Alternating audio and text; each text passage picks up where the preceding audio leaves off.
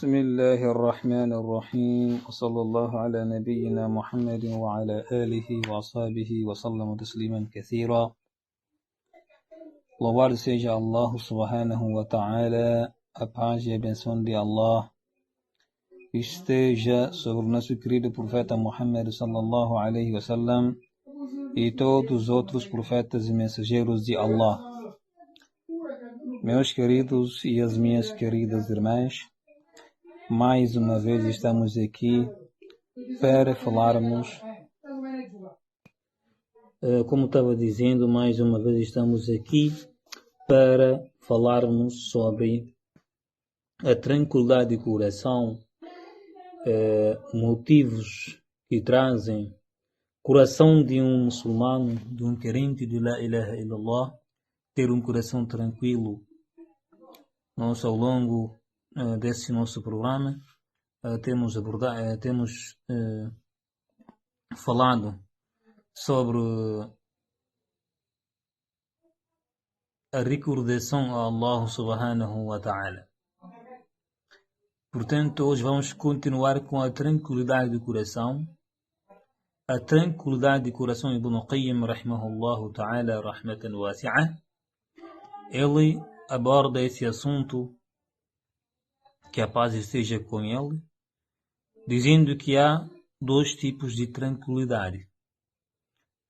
Esse tipo de tranquilidade, quando Allah subhanahu wa ta'ala faz descer essa tranquilidade no coração de um crente e ser dado, e quando é dado essa dádiva de ter tranquilidade no coração, ele sai de uma tranquilidade comum,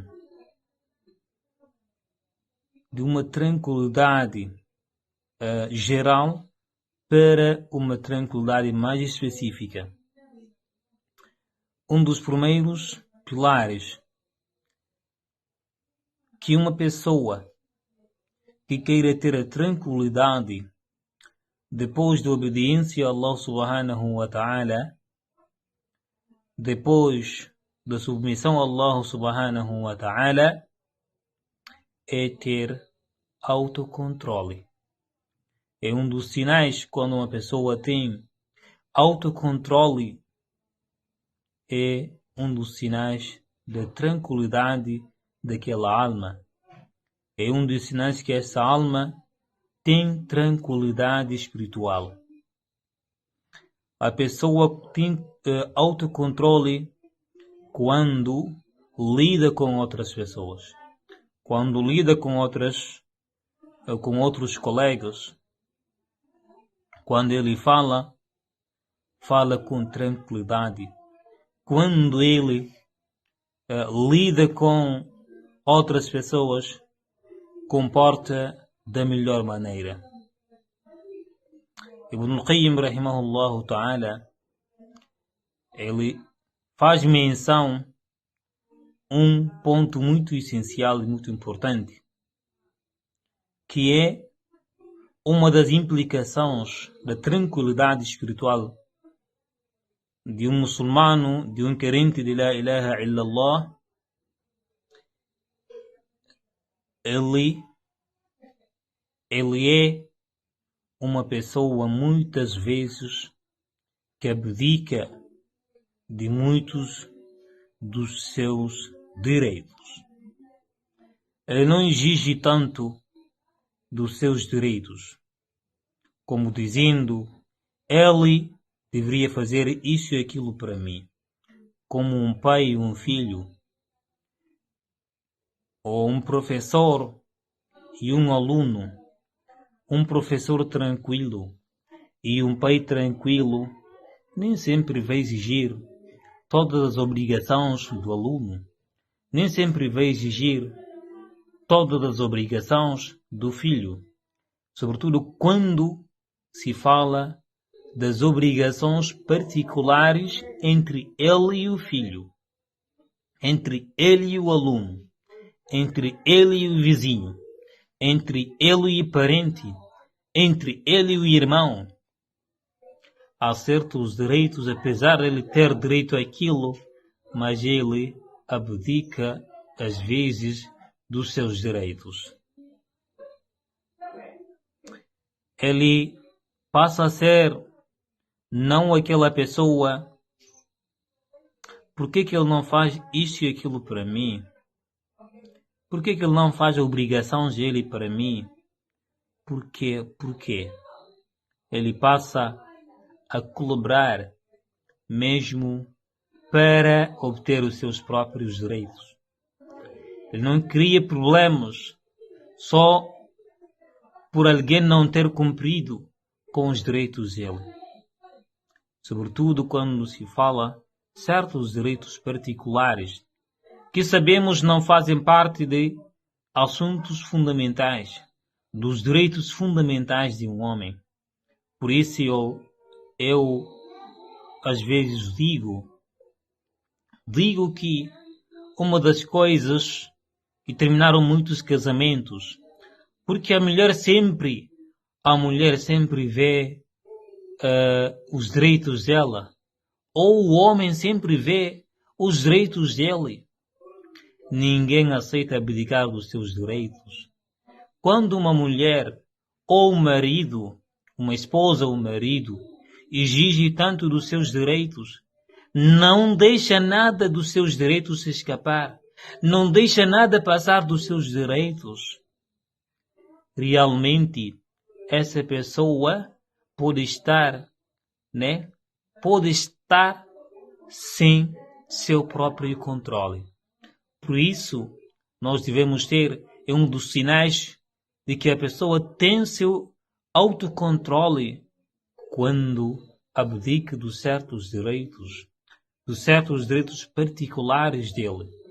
Como de exemplo, direitos de um professor sobre o seu aluno, direitos de um pai sobre o seu filho, direitos de um irmão sobre o seu irmão, direitos de um vizinho sobre o seu vizinho.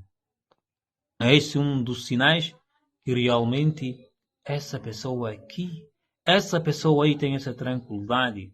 Mas, meus queridos irmãos, não é uma tranquilidade alcançada sem nada, sem esforço, sem dedicação. Tudo se treina.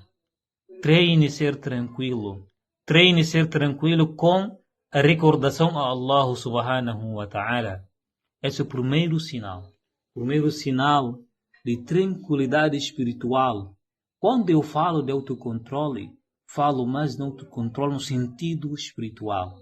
No sentido do din, da religião. Temos que ter este autocontrole. Um dos sinais que essa pessoa tem autocontrole espiritual é autocontrole espiritual. Ou seja, quando ele não exige todos os seus direitos.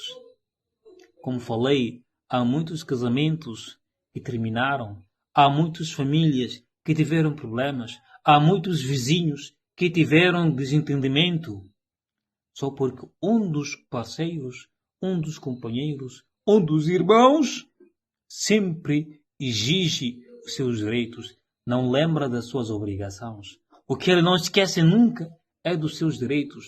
Quando lida com as pessoas, lida com eles apenas pensando nos seus direitos e não lembrando dos seus deveres. E segundo aspecto que Ibn al-Qayyim rahimahullah ta'ala menciona, السبب الثاني وهو معاملة الخلق باللطف, é comportar com as pessoas de uma forma muito gentil. Ser gentil com as pessoas, ter educação para as pessoas, ser uma pessoa honesta para os seus companheiros humanos. Depois da tranquilidade e de não se preocupar tanto com os seus direitos, vem o comportamento gentil, um comportamento, uma educação levada para com as pessoas. Não importa a idade, não importa laços parentescos, não importa a proximidade, ela sempre está sorridente para os seus colegas, está sempre sorridente para os seus próximos. sem observar se é um familiar próximo, ou se é um conhecido, ou se é um vizinho. Então, o comportamento passa a ter outro tipo de comportamento, muito educado, muito elevado e muito sutil e inteligente e mesmo muito pacífico. A terceira indicação, o terceiro sinal é sentir a presença de Allah subhanahu wa ta'ala. Quando nós dizemos sentir a presença de Allah, não quer dizer que Allah vai encarnar, se a pessoa vai sentir que Allah encarnou nele. Não. Nós, quando dizemos sentir a presença de Allah, um muçulmano tranquilo, com sossego, coração tranquilo, tem que saber e lembrar sempre que Allah subhanahu wa ta'ala está atento com as ações dele. Allah está atento com as palavras dele. Allah está atento com os comportamentos dele. Sabendo que no Islã, Allah subhanahu wa ta'ala não observa as nossas imagens. Porque alguém é lindo, que Allah subhanahu wa ta'ala valoriza, não. Porque alguém é de uma família nobre, que Allah subhanahu wa ta'ala vai lhe valorizar. Não é porque esta pessoa é rica, que Allah subhanahu wa ta'ala vai lhe dar valor enorme. Não. Como o profeta Muhammad sallallahu alaihi wasallam ele disse, Allah subhanahu wa ta'ala não olha para as vossas imagens. O que ele olha é para os vossos corações, as intenções e as vossas ações. São duas coisas. Os nossos pensamentos e as nossas ações. São eles que fazem diferença nas nossas vidas. São eles que fazem diferença nas nossas obras. São eles que fazem diferença de uns aos outros. A cor não faz diferença. A nacionalidade não faz diferença. A etnia não faz diferença. A diferença é o pensamento humano e o comportamento dele. Isso é que faz diferença. Exatamente isso que faz diferença no Islã. Ser árabe ou ser africano, ser europeu ou ser americano, isso não importa. O que importa qual é o seu pensamento. O que importa quais são as suas ações. Isso que é que importa. Portanto, a pessoa sempre lembra de Allah subhanahu wa ta'ala, sente a presença de Allah. Como disse, a presença de Allah é sempre saber e lembrar que Allah subhanahu wa ta'ala está atento conosco. Allah subhanahu wa ta'ala nos vê. Allah subhanahu wa ta'ala nada escapa das nossas ações. Ou seja, as nossas ações, nada está escondido a Allah subhanahu wa ta'ala. Nada está escondido na nossa vida. Allah subhanahu wa ta'ala, Ele sabe de tudo e está atento conosco. Então, esses três sinais fundamentais na nossa vida, sobretudo na nossa vida como muçulmanos, nossa vida como seguidores de profeta Muhammad sallallahu alaihi wasallam, que Allah nos faça dos melhores servos, que Allah nos faça aqueles servos tranquilos, aqueles servos obedientes, aquilo que ouviram de bem vem de Allah, aquilo que ouviram de mal vem de mim, shaitan. Jazakumullahu khairan, wa barakallahu fikum, ila al-liqa, inshallah.